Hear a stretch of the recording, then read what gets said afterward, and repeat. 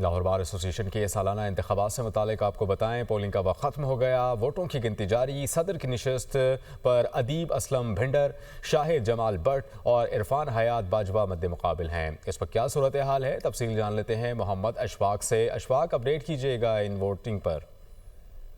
Lahore bar association کے سالانہ انتخابات کے لیے پولنگ کا وقت ختم ہو چکا ہے۔ مجموعی طور پر 8 نشستوں پر 27 امیدواروں کے درمیان آج مقابلہ ہوا۔ صدر کی نشست پر 3 امیدوار مد مقابل تھے، جن میں پروفیشنل گروپ کے صدارتی امیدوار عرفان حیات باجوہ اور ایسن بھون گروپ کے صدارتی امیدوار اس حوالے سے ادیب اسلم بھنڈر ہیں، جن کے درمیان سخت مقابلہ ہوا ہے۔